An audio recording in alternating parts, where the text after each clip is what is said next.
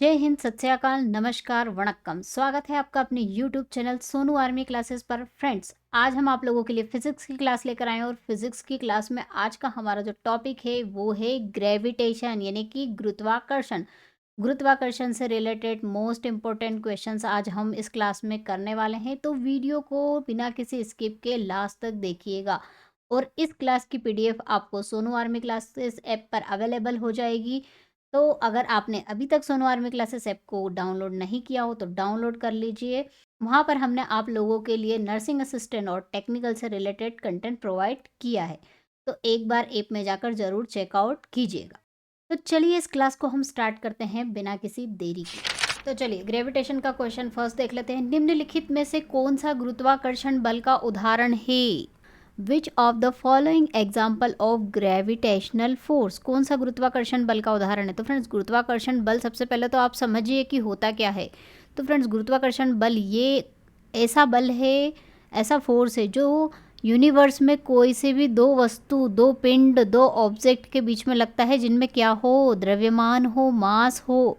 तो ऐसे पिंडों के मध्य में एक आकर्षण का बल लगता है जिसे क्या कहा जाता है? ग्रेविटेशनल फोर्स, गुरुत्वाकर्षण बल। ये होता है ग्रेविटेशनल फोर्स, जो कि ब्रह्मांड में स्थित किन्हीं भी दो पिंडों के बीच में लग सकता है। बस उनमें क्या होना चाहिए कि द्रव्यमान, कुछ ना कुछ द्रव्यमान होना चाहिए। चलिए, तो यहाँ पर इन्होंने क्या कहा है कि कौन सा इसका एग्जाम्पल है?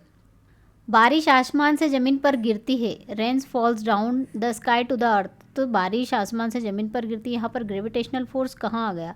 है ना फ्रेंड्स, पृथ्वी जो है, पृथ्वी का गुरुत्वाकर्षण बल बारिश की बूंदों को नीचे की ओर खींचता है, इसीलिए तो बारिश नीचे होती है, ऊपर नहीं जाती है। तो ये भी एग्जाम्पल है। सेब पेड़ से नीचे गिरता है, क्यों गिरता है? गुरुत्वाकर्षण बल के कारण। पृथ्वी के ऊपर वायुमंडल का जुड़ा रहना, वायुमंडल क्यों है, उड़ क्यों नहीं जाता? क्यों गैसें हमारे वायुमंडल में विद्यमान है हमारी पृथ्वी के ऊपर? गुरुत्वाकर्षण बल के कारण। नदियों में पानी का बहना, नदियों में पानी क्यों बहती है, पानी उड़ता ही क्यों नहीं है? क्योंकि वो गुरुत्वाकर्षण फोर्स के द्वारा बंधा हुआ है। तो क्या है एग्जाम्पल? उपरोक्त सभी। चलिए नेक्स्ट क्वेश्चन देख लेते हैं। गुरुत्वाकर्षण का सार्वत्रिक नियम किसने प्रतिपादित किया था? The universal law of gravitation was given by Newton. Newton के द्वारा ये नियम दिया गया था। अब ये नियम क्या कहता है आगे हम देखते हैं। गुरुत्वाकर्षण बल का सूत्र क्या होता है? What is the formula of gravitational force? तो गुरुत्वाकर्षण यूनिवर्सल लॉ ऑफ ग्रेविटेशन क्या कहता है कि जो गुरुत्वाकर्षण बल लगता है, जो मैंने बताया है कि ब्रह्मांड में स्थित किन्हीं भी दो पिंडों के बीच में जिनके द्रव्यमान हो, मान लिए दो पिंड हमने ले लिए m1 और m2 जिनके द्रव्यमान हैं, और जिनके बीच में कितनी दूरी है, मान ली r है। तो यूनिवर्सल लॉ ऑफ ग्रेविटेशन, गुरुत्वाकर्षण का नियम क्या कहता है कि इन दोनों के जो द्रव्यमान हैं उनके गुणनफल के समानुपाती होगा गुरुत्वाकर्षण बल, और उनके बीच की जो दूरी होगा उसके व्युत्क्रमानुपाती होगा गुरुत्वाकर्षण बल। ये कहता है गुरुत्वाकर्षण नियम, सार्वत्रिक गुरुत्वाकर्षण नियम। चलिए मर्ज कर देते हैं, दोनों को मिक्स कर देते हैं। m1 m2 divide by R square. जब भी हम प्रोपोर्शनल, समानुपाती का साइन हटाते हैं तो हमें कांस्टेंट लगाना होता है। तो यहाँ पर कौन सा कांस्टेंट लगता है? Capital G. m1 m2 divide by R square, ये होता है गुरुत्वाकर्षण का बल किन्हीं भी दो पिंडों के मध्य जो आर दूरी पर रखे हुए हैं, और ये उसका फॉर्मूला होता है। तो क्या फॉर्मूला होगा? F equal to G m1 m2 divide by R square. गुरुत्वाकर्षण नियतांक जो है फ्रेंड्स, ये क्या है इसके बारे में हम आगे पढ़ेंगे।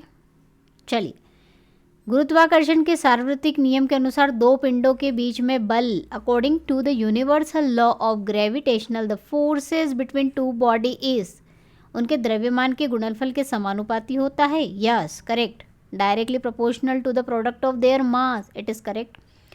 उनके द्रव्यमान के गुणनफल के व्युत्क्रमानुपाती नहीं, इट्स नॉट करेक्ट। द्रव्यमान के वर्ग के व्युत्क्रमानुपाती, no, it's not correct.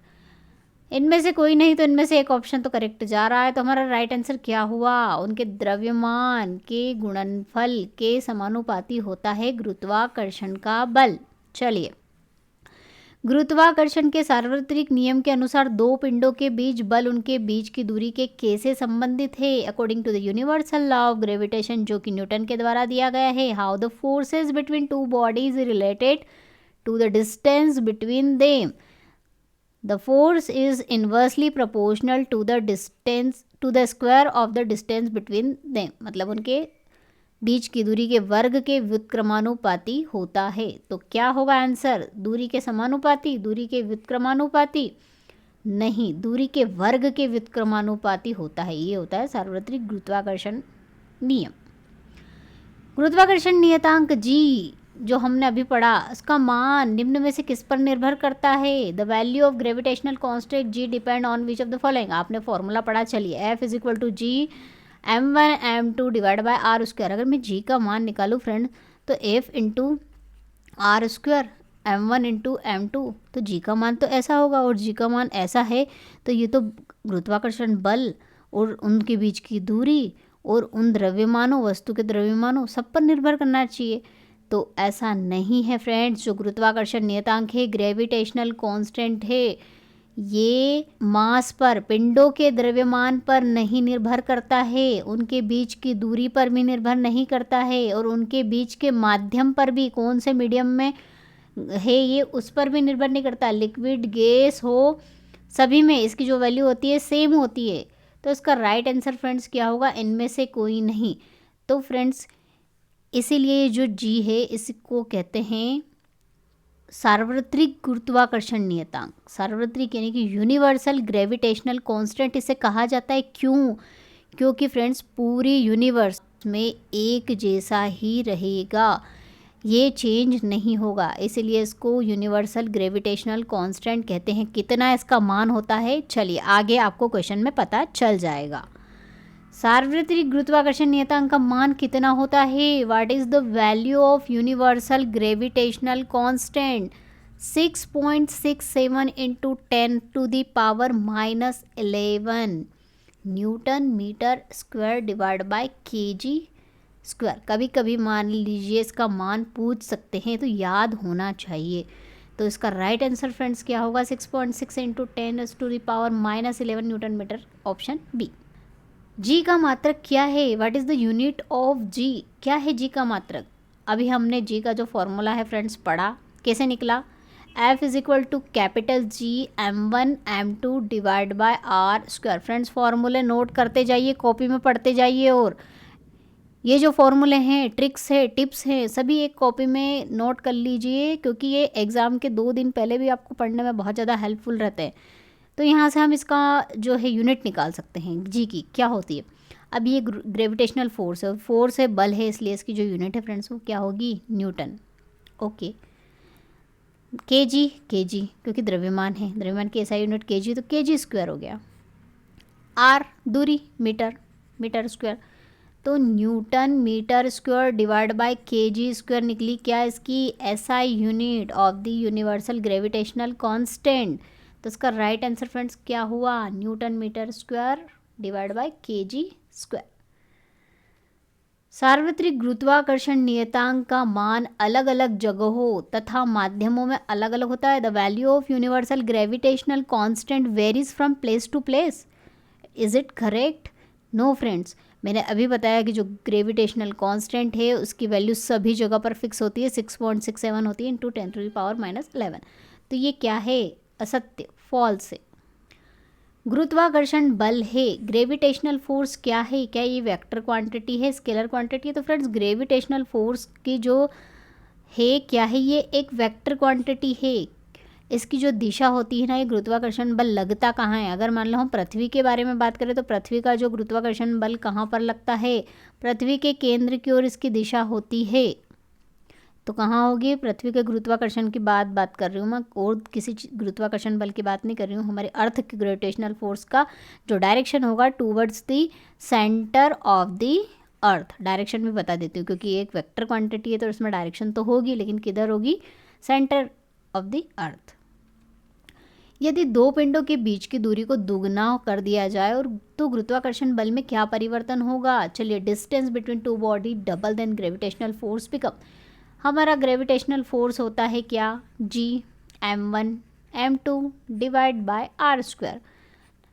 Change वाला हम मान लेते हैं एफ डैश। जी में कोई परिवर्तन नहीं, द्रव्यमान में भी कोई परिवर्तन नहीं। आर को इन्होंने क्या कर दिया है?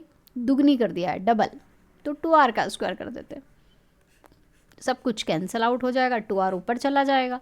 तो f divide by F dash क्या होगा? 2 दूना 4, 4r² डिवाइड बाय r²। तो ये ओरिजिनल जो फोर्स है उसका कितना आएगा, 1/4, 1/4। यदि दो पिंडों के बीच की दूरी को आधा कर दिया जाए तो गुरुत्वाकर्षण बल में क्या परिवर्तन होगा। If the distance between two body half, आधी कर दिया जाए तो ग्रेविटेशनल फोर्स में क्या चेंज आता है।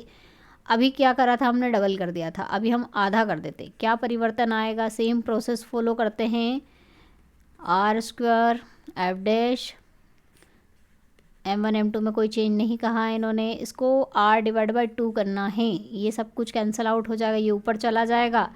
f डिवाइड बाई f' क्या होगा, r का स्क्वायर 4r², r² से r² कैंसिल आउट, 1/4, ये हो जाएगा f' 4f। कितना हुआ उसका, 4 गुना 4 टाइम्स हो जाएगा। तो फ्रेंड्स ये न्यूमेरिकल मैंने बता दिए हैं आपको कि इस तरह से न्यूमेरिकल आएंगे। अब इसमें उनके द्रव्यमान में वो परिवर्तन कर सकते हैं और क्या चेंज आता है गुरुत्वाकर्षण बल में वो पूछ सकते हैं। दूरी में किसी प्रकार का भी चेंज कर सकते हैं, 1/4 कर सकते हैं, 1/3 कर सकते हैं, द्रव्यमान को दुगना कर सकते हैं, तो कुछ भी चेंज कर सकते हैं। प्रोसेस आपको यही फॉलो करना है। कंसेप्ट ध्यान रखिए कि किस तरह से ऐसा क्वेश्चन आएगा तो हम सॉल्व करेंगे। समुद्र में ज्वार भाटा किस बल से उत्पन्न होता है। The tides in the sea form by which of the force. तो कौन से फोर्स से उत्पन्न होता है फ्रेंड्स, ग्रेविटेशनल फोर्स। और ग्रेविटेशनल फोर्स तो लगता है लेकिन उससे ज्वार भाटा कैसे आता है। तो फ्रेंड्स हमारी पृथ्वी और चंद्रमा इन दोनों के मध्य में भी क्या लगता है, गुरुत्वाकर्षण बल लगता है। तो जब ये जो गुरुत्वाकर्षण बल है इसके कारण क्या होता है कि जो समुद्र या फिर जहाँ पर ज्वार भाटा आता है उसका पानी कुछ ऊपर उठ जाता है और नीचे चला जाता है, फिर ऊपर उठता है नीचे। तो इस तरह से ये क्या होते हैं, इनको ज्वार भाटा कहते हैं। तो ये ज्वार भाटा किसके कारण उत्पन्न हुए, ग्रेविटेशनल फोर्स से तो हुए हैं, लेकिन कौन सा, मून और अर्थ के बीच में जो गुरुत्वाकर्षण बल है उसके कारण ये टाइड्स बनते हैं। चलिए फ्री फॉल। फ्री फॉल में किसी वस्तु का त्वरण उसके द्रव्यमान पर कैसे निर्भर करता है। तो सबसे पहले फ्री फॉल बता दूं कि होता क्या है। फ्री फॉल मुक्त पतन जिसे कहा जाता है। तो फ्रेंड अगर किसी वस्तु को आप किसी हाइट, मान लिए h हाइट है, ऊपर से आप फेंक देते हो, तो फेंकने पर वो इस तरह से नीचे आती है। पहले कम वेग से नीचे आएगी, फिर थोड़ी सी ज़्यादा इसकी स्पीड बढ़ जाएगी, फिर और ज़्यादा स्पीड बढ़ जाएगी और लास्ट में आके ग्राउंड पर जाकर ये रुक जाएगी। तो इस तरह से वस्तुओं को जब फेंका जाता है ना फ्रेंड्स, तो इस पर कुछ भी फोर्स काम नहीं करता है, एक ही बल काम करता है, ग्रेविटेशनल फोर्स, गुरुत्वाकर्षण का बल, जिसके कारण जी गुरुत्वीय त्वरण जो है पृथ्वी का सिर्फ वही काम करता है। तो ये ऐसी कंडीशन जो होती है वस्तुओं को ऊपर से नीचे गिराने वाली, उसे कहा जाता है फ्री फॉल।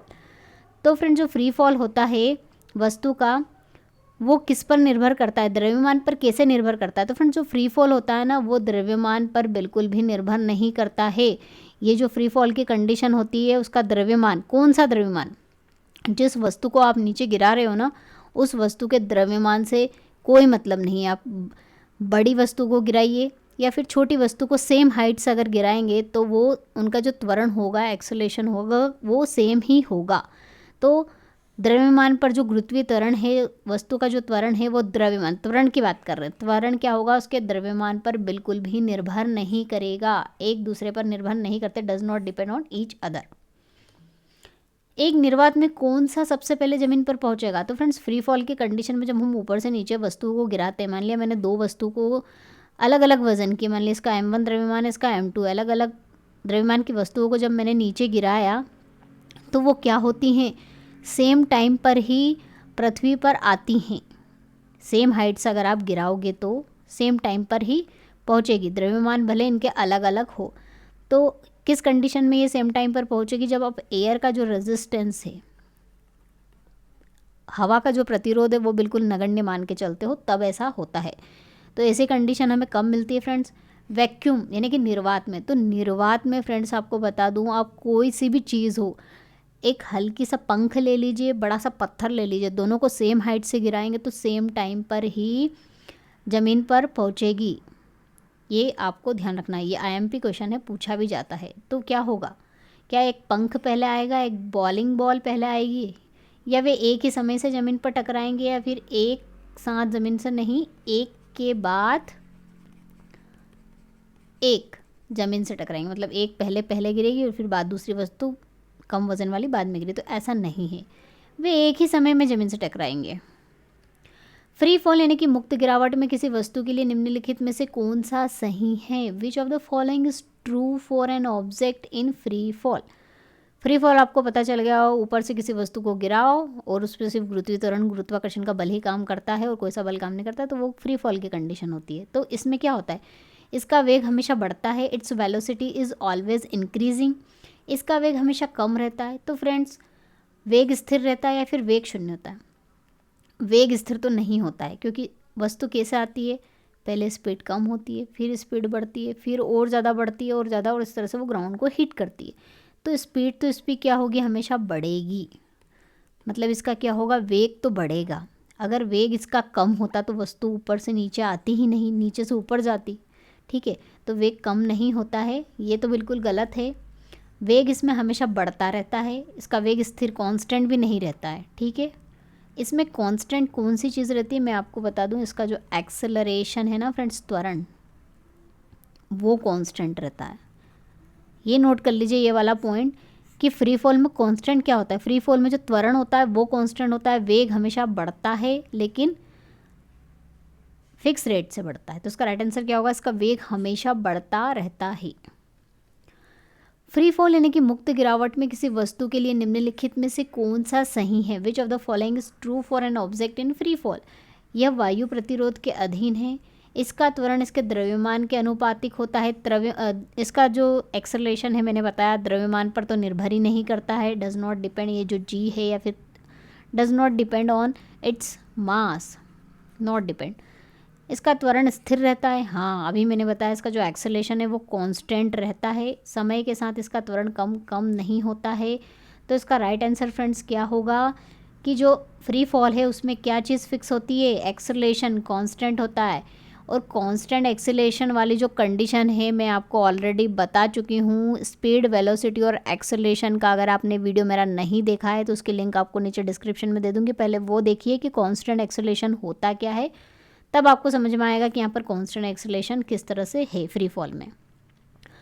पृथ्वी की सतह पर गुरुत्वाकर्षण त्वरण का मान कितना होता है? What is the acceleration due to gravity on the surface of the earth? उसका मान कितना होता है फ्रेंड्स? 9.8 मीटर पर सेकंड फिक्स है पृथ्वी की सतह पर, ध्यान रखिएगा, ऑन द सरफेस की बात कर रहे हैं, 9.8 होता है।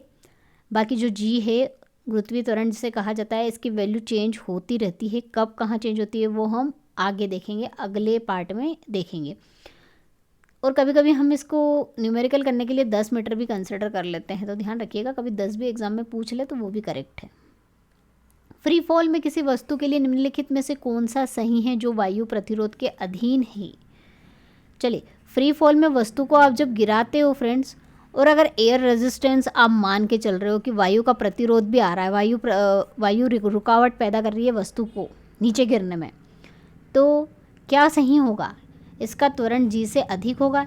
देखिए, फ्री फॉल की जब कंडीशन होती है, जब वायु प्रतिरोध हम नहीं मानते, वैक्यूम वाली कंडीशन मानते हैं, तो इसका जो त्वरण होता है, वस्तु जिस त्वरण से गिरती है वो जी के बराबर होता है फ्रेंड्स, ये ध्यान रखिएगा। लेकिन अगर आप वायु प्रतिरोध को कंसिडर कर रहे हैं तो जो त्वरण होगा वो कम हो जाएगा, क्योंकि प्रतिरोध आ गया है तो कम हो जाएगा, तो जी के बराबर तो नहीं होगा, जी से क्या होगा, हमेशा कम ही होगा, अधिक नहीं होगा, बराबर भी नहीं होगा। बराबर तो बिना प्रतिरोध वाली कंडीशन में होता है, और इसका त्वरण शून्य तो हो ही नहीं सकता क्योंकि वस्तु तो हमेशा गतिमान अवस्था में ही रहती है। तो इसका राइट आंसर क्या होगा, ऑप्शन बी। एक वस्तु को 20 मीटर की ऊंचाई से गिरा दिया जाता है, 20 मीटर की हाइट से गिराया है एक वस्तु को, जमीन तक पहुंचने में कितना समय लगता है वो पूछा है। An object is drop from a height of 20 metres, then how long does it take to reach the ground? तो फ्रेंड्स, यहाँ पर आप कैसे कैलकुलेट करेंगे, यहाँ पर आपको हाइट देखे रखी है और आपसे क्या पूछा है, टाइम पूछा है, कैसे कैलकुलेट करेंगे, कौन सा फॉर्मूला लगाऊँ मैं? तो फ्रेंड्स, आपको बता दूँ मैं, आपको मैंने बताया भी है, स्पीड, वेलोसिटी और एक्सेलरेशन वाला जो वीडियो उसमें मैंने आपको क्लियर कर दिया है कि जो न्यूटन की इक्वेशन है, न्यूटन की जो इक्वेशन है हमने पढ़ी है, v is equal to u plus a t, s is equal to u t plus 1/2 a t square, और v square is equal to u square plus 2s। ये किस कंडीशन में लगाते हैं? जब आपका एक्सेलरेशन क्या हो, त्वरण नियत हो, कांस्टेंट हो, और फ्री फॉल में कांस्टेंट होता है, तो हम ये वाली इक्वेशन यूज़ कर सकते हैं। हाइट दे के रखी है और क्या दे के रखा है आपको, कुछ नहीं दिया है, सिर्फ हाइट ही दे के रखी है। तो फ्रेंड जब वस्तु को आप ऊपर से नीचे गिराते हो तो यहाँ पर वस्तु स्थिर है, मतलब इसका स्टार्टिंग वेग क्या है, 0 है। और आपको हाइट दे के रखी है और पूछा क्या है, टाइम पूछा है। तो कौन सी इक्वेशन, हम ये वाली इक्वेशन यूज़ करेंगे। तो हाइट आपको कितनी, 20 मीटर है। यू आपका 0 है क्योंकि स्टार्टिंग में जो वस्तु है स्थिर है, इसलिए इनिशियल वेग, प्रारंभिक वेग 0 होगा। टी प्लस 1/2, ए की वैल्यू 10 मान के चल रही हूँ मैं, कैलकुलेशन सिंपल हो जाए इसलिए 9.8 नहीं ले रही हूँ। टी स्क्वायर, चलिए अब सिंप्लीफाई कर लेते, ये तो 0 हो गया, ये हो जाएगा 2 दूना 4 और divide by 10 is equal to T square. ये 0 से 0 कैंसिल। टी की वैल्यू हमें कितनी मिली फ्रेंड्स यहाँ पर, 2 सेकेंड। तो कितने समय में आ जाएगा वो, 2 सेकेंड में। चलिए नेक्स्ट क्वेश्चन, एक और न्यूमेरिकल बता देती हूँ ताकि थोड़ा सा और अच्छे से क्लियर हो जाए, न्यूमेरिकल एग्जाम में पूछ सकते हैं। एक वस्तु को 20 मीटर पर सेकंड के प्रारंभिक वेग के साथ ऊपर की ओर फेंका गया है, मतलब इनिशियल वेग u कितना देके रखा है, 20 मीटर पर सेकंड से ऊपर फेंका है। तो वस्तु को अधिकतम ऊंचाई पर पहुंचने में कितना समय लगेगा। तो फ्रेंड्स मैं v is equal to u plus AT वाली इक्वेशन यूज़ करूँगी। क्यों, u दे के रखा है, अब v का क्या। तो मैक्सिमम हाइट की बात होती है ना दोस्तों, तब क्या होता है कि जो हाइट है, मैक्सिमम हाइट पर जाके v क्या हो जाएगा, उसका फाइनल वेग 0 होना ही होना है। जहाँ पर उसका फाइनल वेग 0 होता है वही उसकी मैक्सिमम हाइट होती है, उसके बाद तो वो नीचे आना स्टार्ट हो जाता है। तो मैक्सिमम हाइट दी है, मतलब इसका जो v है, फाइनल वेग है, अंतिम वेग, वो 0 हो गया। u आपको दे के रखा है 20 मीटर पर सेकेंड और a तो आप 10 मान के चल रहे हो, टाइम आपसे पूछा है। और यहाँ पर अब मैं लूँगी माइनस का 10। क्यों, ये एक और पॉइंट नोट कर लीजिए कि जो g का मान है, ऊपर फेंकोगे वस्तु का तो g नेगेटिव होता है और नीचे आने पर g क्या होता है, पॉजिटिव होता है, इसलिए मैंने यहाँ नेगेटिव लिया है। ये इधर हो जाएगा 10t इज इक्वल टू 20। तो टाइम कितना आया, 2 सेकेंड। अब आपको सारे कंसेप्ट क्लियर हो गए यहाँ पर g के। न्यूमेरिकल आ जाए तो g की वैल्यू का ध्यान रखिएगा, प्लस माइनस कब लेना है। चलिए नेक्स्ट क्वेश्चन देख लेते हैं एक और। एक वस्तु को 30 मीटर पर सेकंड के प्रारंभिक वेग के साथ ऊपर फेंक दिया जाता है, अधिकतम ऊंचाई क्या होगी, मैक्सिमम हाइट पूछ ली गई है फ्रेंड्स। यहाँ पर मैक्सिमम हाइट पूछी है तो क्या करना है आपको, v square is equal to u square plus 2s वाला फॉर्मूला लगाएंगे। मैक्सिमम हाइट पर मैंने बोला v 0 हो जाता है, इनिशियल वेग इन्होंने 30 दे के रखा है तो 30 का स्क्वायर प्लस 2, a की वैल्यू 10, s तो हमें पूछा है, 3 3 9 900 और ऊपर फेंका है इसलिए माइनस लगेगा, इज इक्वल टू कितना हो जाएगा, 2 इंटू 10 इंटू एस, 0 से 0 कैंसिल, 2 4 ज़ा 8 2 5 ज़ा 10, एस की वैल्यू कितनी आई, 45 मीटर। बस इससे ज़्यादा न्यूमेरिकल इसमें आते नहीं है, जितने भी कंसेप्ट वाले न्यूमेरिकल है जिसमें हाइट वेलोसिटी जो पूछा जाता है मैंने आपको करवा दिया है। चलिए नेक्स्ट क्वेश्चन देख लेते हैं। निम्नलिखित में से कौन सा कारक किसी वस्तु को फ्री फॉल के दौरान ज़मीन तक पहुँचने में लगने वाले समय को प्रभावित करता है। Which of the following factor affect time take for reaching the ground during free fall. अब वस्तु को आपने ऊपर से नीचे फेंका है तो अब ये वस्तु के द्रव्यमान पर तो फ्री फॉल निर्भर करता नहीं है, तो फिर किस पर निर्भर करेगा कि कितना समय उसको ग्राउंड पर पहुंचने में लगा है। तो अगर मैं एक वस्तु को यहाँ से फेंकती हूँ h1 हाइट से, दूसरी वस्तु को मैं कैपिटल H मान लेती हूँ, इससे ज़्यादा ऊपर वाली हाइट पर ले जाकर फेंकती हूँ, तो कौन पहले आएगा, जिसकी हाइट कम थी। तो किस पर डिपेंड कर रहा है, क्या वस्तु के द्रव्यमान पर तो निर्भर करता ही नहीं है, वस्तु के आकार पर भी निर्भर नहीं करता है, प्रारंभिक वेग पर भी निर्भर नहीं करता है, ऊंचाई प्रारंभिक वेग पर क्यों निर्भर नहीं करता है, क्योंकि इनिशियल वेग तो सभी का क्या होता है फ्रेंड, 0 ही होता है जब ऊपर से नीचे फेंकते हैं, तो इसलिए इस पर तो निर्भर करेगा ही नहीं। ऊंचाई जिससे वस्तु को गिराया जाता है हाइट पर डिपेंड करता है। चलिए नेक्स्ट क्वेश्चन है, फ्री फॉल में किसी वस्तु के लिए निम्नलिखित में से कौन सा कथन सही है। Which of the following statement is true for an object in free fall. गिरने पर इसकी स्थिति ऊर्जा बढ़ती है। ये IMP क्वेश्चन है फ्रेंड्स, टेक्निकल वालों को ये क्वेश्चन पूछा गया है। चलिए हम देख लेते हैं। तो फ्रेंड्स जब वस्तु को ऊपर से नीचे फेंक रहे हो आप, मान ली h हाइट पर, तो वस्तु यहाँ पर है, तो अभी स्थिर है, मैंने फेंकी नहीं है वस्तु को, हाथ में पकड़ के रखा हुआ है, तो इसमें क्या होगी, पोटेंशियल एनर्जी होगी, पोटेंशियल यानी कि स्थितिज ऊर्जा, यानी कि जो कि स्थित अवस्था में होती है वस्तु में, तो वो कितनी होगी, उसका फॉर्मूला होता है mgh। ये याद रख लीजिए, नोट कर लीजिए, पोटेंशियल एनर्जी का फॉर्मूला mgh हो जाए, वो mgh होगी यहाँ पर। काइनेटिक एनर्जी तो यहाँ पर ज़ीरो होगी क्योंकि अभी गतिमान अवस्था में तो है ही नहीं। अब जैसे मैंने फेंकना शुरू किया, पोटेंशियल एनर्जी कम होती गई और धीरे धीरे काइनेटिक एनर्जी बढ़ती गई, क्योंकि काइनेटिक एनर्जी क्या होती है, 1/2 mv²। द्रव्यमान तो उसका बढ़ नहीं रहा है, वेग बढ़ रहा है। नीचे आने पर मैंने अभी बताया आपको कि वेग बढ़ता है। अब नीचे आने पर फ्रेंड्स वेग वेलोसिटी जब इंक्रीज हो रही है तो काइनेटिक एनर्जी नीचे आने पर बढ़ेगी। तो ऊपर जाते हैं तो पोटेंशियल एनर्जी बढ़ती है, नीचे आते हैं तो काइनेटिक एनर्जी बढ़ती है। और पूरी यात्रा, पूरी ट्रैवलिंग के दौरान हमारी जो टोटल एनर्जी होगी वो क्या होती है, काइनेटिक प्लस पोटेंशियल, वो नियत रहती है। क्यों नियत रहती है, क्योंकि एक बढ़ेगी तो एक घटेगी, दोनों बराबर क्वांटिटी में बढ़ रही है घट रही है, तो इनका जो टोटल सम होगा ना फ्रेंड्स, वो क्या होगा, कांस्टेंट रहता है फ्री फॉल में। ध्यान रखिएगा, फ्री फॉल में एक पॉइंट ये नोट कर लीजिए, पोटेंशियल एनर्जी नीचे आने पर क्या होती है, कम होती है, काइनेटिक एनर्जी बढ़ती है, और जैसे ही टकरा जाते हैं तो फिर पोटेंशियल एनर्जी हो जाती है और काइनेटिक एनर्जी ज़ीरो हो जाती है, और ऊपर पोटेंशियल एनर्जी होती है और काइनेटिक एनर्जी ज़ीरो होती है। और टोटल एनर्जी उसमें क्या होती है, कांस्टेंट होती है, ध्यान रखिएगा, नियत होती है। तो गिरने पर इसकी स्थितिज ऊर्जा बढ़ती है क्या, नहीं, पोटेंशियल एनर्जी तो कम होती है क्योंकि हाइट कम हो रही है, गलत है। इसकी गतिज ऊर्जा कम होती है, गतिज ऊर्जा तो बढ़ती है, ये भी गलत है। कुल ऊर्जा स्थिर होती है, हाँ, कुल ऊर्जा बढ़ती जाती है जैसे ही ये गिरता है, नहीं। तो क्या आंसर इसका करेक्ट है, total energy in a free fall is constant. तो फ्रेंड्स ये था हमारा आज का टॉपिक ग्रेविटेशन, जो कि हमारे ग्रेविटेशन का पार्ट 1 था। क्योंकि ग्रेविटेशन बहुत बड़ा टॉपिक है इसलिए मैं आपको इसको 2 पार्ट में करवाऊंगी।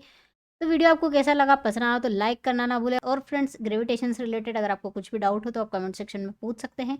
तो मिलते हैं इसके नेक्स्ट पार्ट के साथ, तब तक के लिए जय हिंद, जय भारत, वंदे मातरम।